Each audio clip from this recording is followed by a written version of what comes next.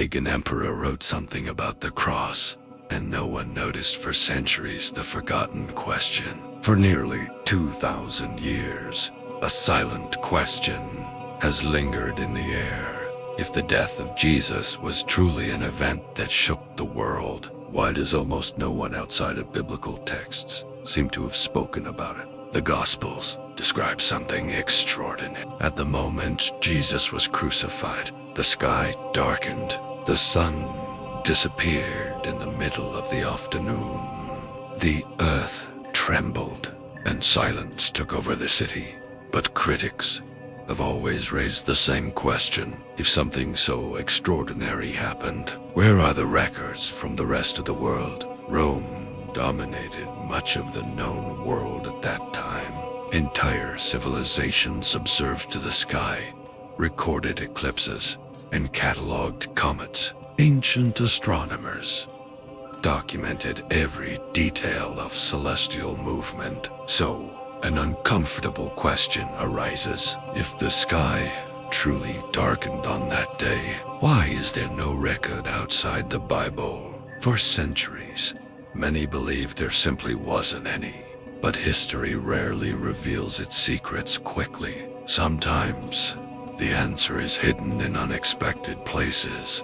And in this case, the answer may have been written by someone who had never even heard of Jesus. A pagan emperor on the other side of the world. An empire that watched the sky to understand this story. We need to travel thousands of miles away from Jerusalem, far Hawaii, to the heart of one of the oldest empires in history, China. Centuries before the invention of modern telescopes, the Chinese already had something remarkable. Imperial Observatory. Trained astronomers spent their lives observing the sky. But this was not just science, it was politics. In ancient Chinese culture, the emperor ruled under something known as the Mandate of Heaven. This meant that the heavens revealed signs about the fate of the empire. If an eclipse occurred, if a strange star appeared, if the sun disappeared unexpectedly, it could be interpreted as a divine warning. That is why every celestial phenomenon was recorded with precision. Not out of curiosity, but survival. Imperial astronomers were responsible for predicting celestial events. And if they failed, the punishment could be death. This means that the astronomical records of ancient China are considered some of the most reliable in history. Comets, supernovas, eclipses, everything was recorded with precise dates and astonishingly accurate details. For centuries, these records remained preserved in imperial archives, stored, forgotten, until modern historians began to translate them. And that is when something strange appeared, something that seemed familiar. A strange record among thousands of astronomical notes.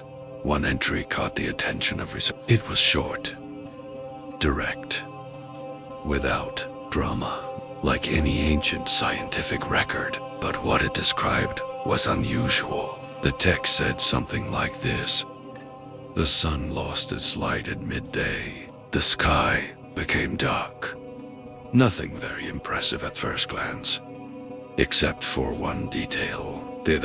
When historians compared this date with historical events, they noticed something surprising. It matched exactly the period when many scholars believed Jesus was crucified. Coincidence? Perhaps, but the entry didn't stop there. The record continued. It stated that the phenomenon did not resemble a common eclipse. Chinese astronomers knew how to identify eclipses. They understood their patterns, but this event seemed different. The text suggested that the sun was obscured without clear explanation. Something unusual, something rare, something that did not fit known patterns. And this left the ancient observers deeply unsettled. The emperor's fear in ancient China. Celestial events were not seen merely as natural phenomena. They were messages, warnings from heaven.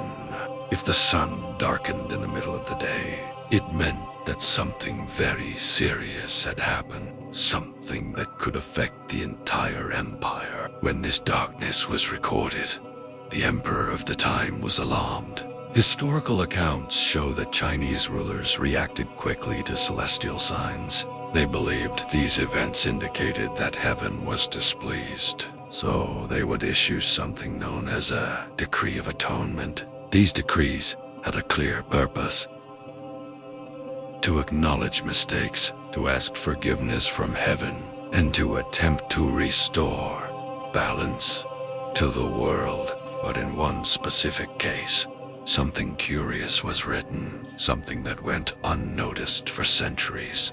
The unexpected phrase, the imperial decree, stated something surprising. It declared that a great disturbance had occurred in the heavens, and then included an unusual statement. The text suggested that the sins of many might have fallen upon a single person. A strange phrase, philosophically deep and completely outside the pattern of many imperial decrees. For centuries, no one paid much attention to it. It was just another ancient text, another historical document lost in archives. But when scholars began comparing dates, narratives, and events, that phrase started to feel disturbingly familiar. Because there is a central idea in Christianity, an idea that echoes that exact message, that the sins of many were placed upon one man. An impossible coincidence. Now imagine the scene. Jerusalem. Approximate year. Between 30 and 33 AD. The Gospels describe that something extraordinary happens. The sky darkens. From noon until the afternoon. Something that should not happen naturally. Meanwhile, on the other side of the world, astronomers are looking at the sky, recording something strange, something they do not fully understand, and the emperor reacts. Frightened, confused, trying to interpret what the heavens were saying.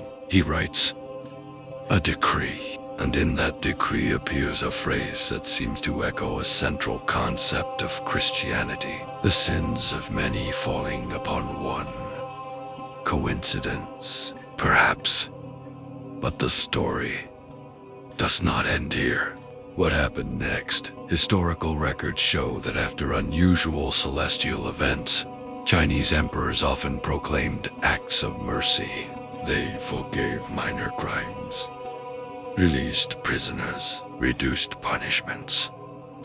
It was a way to restore balance between heaven and earth. And in one specific case, a general pardon was issued, a kind of amnesty, an attempt to calm the heavens. Think about that for a moment. While in Jerusalem, a man was being executed under accusation of blasphemy, a distant emperor was proclaiming forgiveness for his people, without knowing exactly why, without knowing exactly what had happened, but reacting to the sign he saw in the sky. The echo through history historians still debate the meaning of these records. Some say it was just coincidence. Others believe natural phenomena can explain the event. But there is something fascinating about this story, because it shows that events that happened in a small corner of the world may have been observed far beyond it. It shows that completely different cultures were looking at the same sky, trying to understand the same signs, and perhaps recording the same moment. The deeper meaning for many Christians: the cross was not just a historical event, it was a cosmic moment, a moment in which something profound happened between heaven and earth. The Gospels describe nature reacting, the sky darkening, the earth trembling, the temple veil being torn.